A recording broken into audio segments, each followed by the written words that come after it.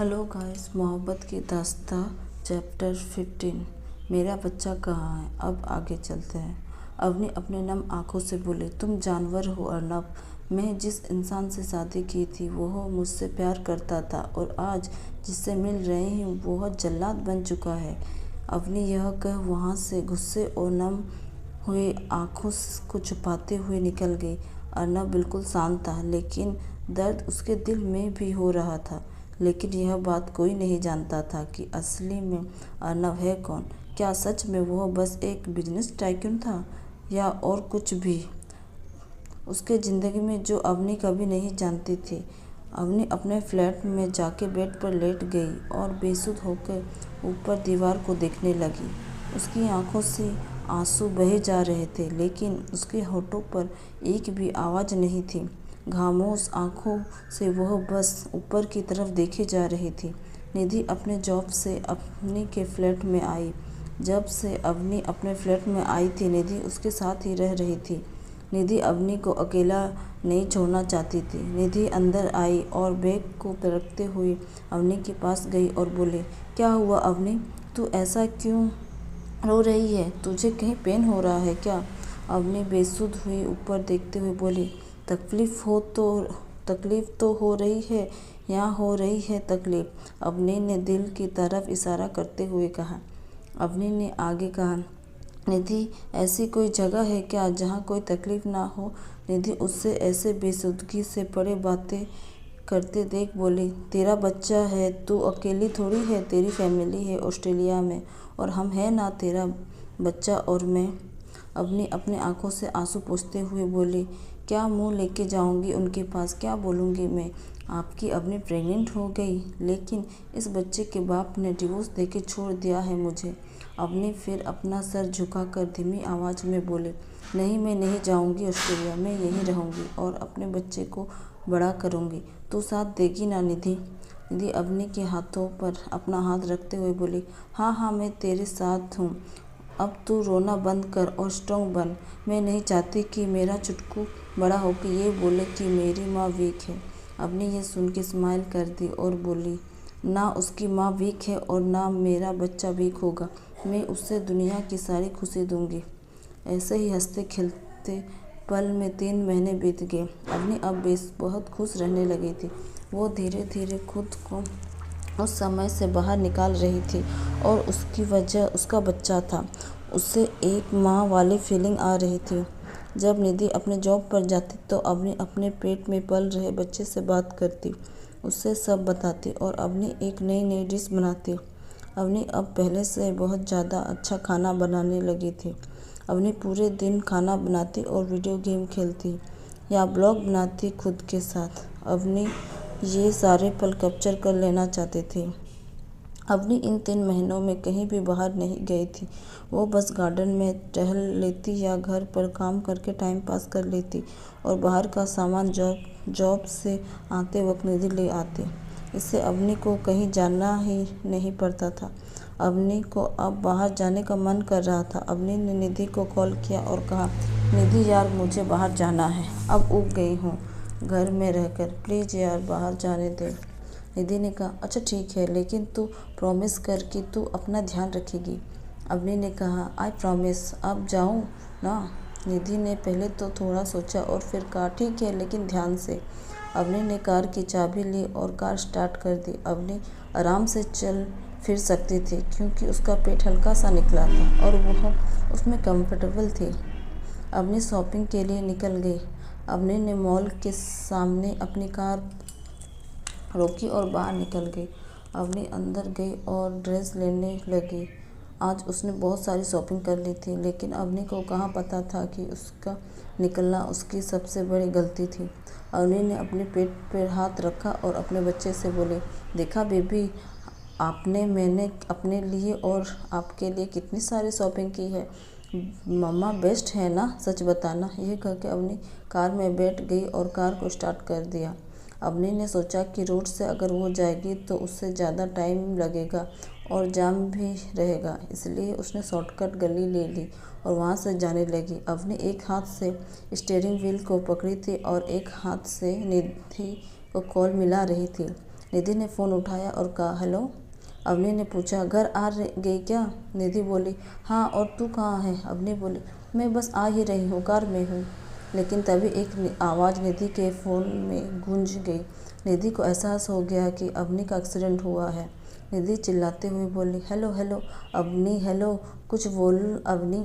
निधि घबराते हुए फ्लैट से निकली और अवनी की कार को ट्रेस करने लगी। उसने पुलिस स्टेशन से भी कॉल कर दिया। निधि उस लोकेशन में पहुंची तो देखा कि एक कार पूरी तरह से डैमेज हो गई थी और किसी का एक हाथ बाहर की तरफ निकला हुआ था। निधि उधर गई और अवनी को देखा जो खून से लथपथ थी। निधि वहीं शॉक में आ गई। निधि अवनी को निकालने की कोशिश करने लगी, लेकिन उसमें इतना दम था ही नहीं जो वो निकाल सके, और आसपास भी कोई नहीं था। वो एक सुनसान सी गली थी, कहाँ आस-पास जा भी नहीं सकती थी। थोड़ी देर में पुलिस भी आ पहुंची। पुलिस वहां आके सबसे पहले अवनी को निकाली। उसके बाद अवनी को हॉस्पिटल ले जाया गया और अवनी को ओटी में शिफ्ट किया गया। निधि बहुत ज़्यादा डरी हुई थी। निधि बार बार इधर से उधर चक्कर लगाई जा रही थी, टेंशन के मारे। 4 घंटे बाद डॉक्टर ओटी से निकले और निधि और पुलिस के पास जाकर बोले, देखिए, ज़्यादा घबराने वाली बात नहीं है। उन्हें इंटरनल जनरली नहीं हुई है, वह अभी ठीक है। उन्हें कल तक होश आ जाएगा, लेकिन सॉरी, हम उनके बच्चे को नहीं बचा पाए। ये कहकर डॉक्टर वहाँ से चले गए और निधि वहीं खड़ी ये सोच रही थी कि ये सारी बातें वो निधि अपनी को कैसे बताए। अवनी को एक प्राइवेट वार्ड में शिफ्ट किया गया और पूरी रात निधि अवनी के वार्ड में बैठी रही। सुबह 4 बजे जब निधि की आँख भी बंद होने लगी तो वो भी बैठे बैठे ही सर टिकाए सो गई। सुबह 11 बजे अवनी की आँखें खुली। उसने देखा कि वह कहीं और थी। ये उसका रूम नहीं था। और जब उसने हाथों को उठाने की कोशिश की तो उससे दर्द हुआ। जब उसने अपने हाथों को देखा तो उसके हाथों में सलाइन की पाइप लगी हुई थी। अवनी ने जब दूसरी तरफ सर घुमाया तो देखा निधि बैठी हुई ही सर टिकाए सो रही थी। अवनी को जब सब याद आने लगा कि उसके साथ क्या हुआ था, उसकी सांसें जोर जोर से चलने लगी, जिससे निधि की आंखें खुल गई और उसने देखा कि अवनी उठ गई है। तो निधि अवनी से बोली, तू ठीक है ना? क्या हुआ? कुछ प्रॉब्लम हो रहा है? अवनी ने नम आंखों से कहा, मेरा बच्चा। ये सुन के निधि एकदम से चुप हो गई। उसे समझ नहीं आ रहा था कि वो क्या कहे अवनी से। अवनी ने दूसरे हाथ से निधि की बाजू पकड़कर हिलाते हुए कहा, मेरा बच्चा निधि, वो ठीक है ना? उसे कुछ हुआ तो नहीं? निधि को ना चाहते हुए भी सच कहना पड़ा, क्योंकि वो नहीं चाहती थी कि बाद में जाके उससे कोई और प्रॉब्लम हो। अवनी को बाद में वैसे भी पता चल ही जाता। निधि ने कहा, देख अवनी, तू बिल्कुल ठीक है और तू दोबारा प्रेग्नेंट हो सकती है।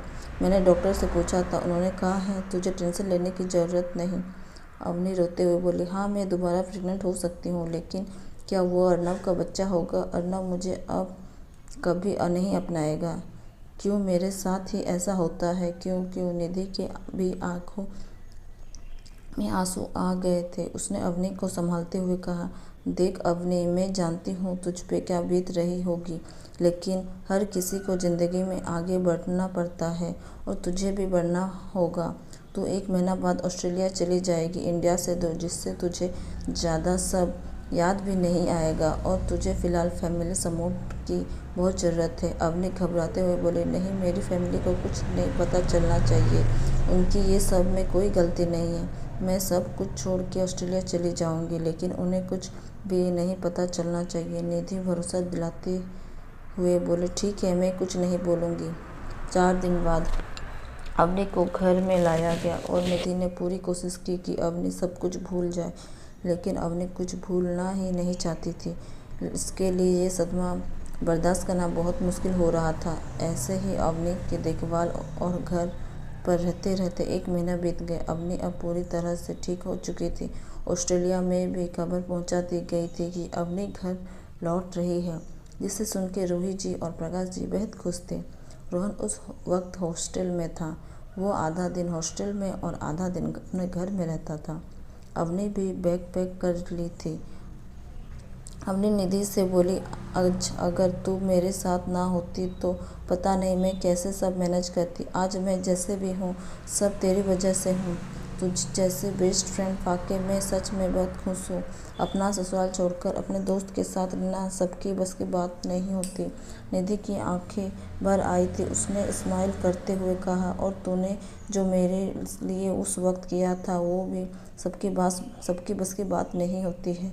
हम दोनों ही एक दूसरे के लिए बने हैं। निधि ने आगे कहा, और हाँ, कभी भी मेरी ज़रूरत हो तो कॉल कर लेना। अवनी भी उदास मुस्कान के साथ, सेम टू यू। अवनी इन 1 महीनों में मुस्कुराना भूल चुकी थी। अब वह पहले जैसे नहीं रही। हंसती खिलती पागलों जैसी हरकत करती। वह अब जिंदगी में अकेला महसूस करने लग रही थी। अवनी अपने फ्लैट से निकल गई और कार से एयरपोर्ट चली गई। वह अब कार नहीं चलाती थी। उसे अब डर लगता था। वह जब भी कार चलाने जाती तो उसे वो दिन याद आ जाते जिससे वो कांप जाती। ड्राइवर ने एयरपोर्ट के सामने कार रोकी और अवनी अंदर चली गई।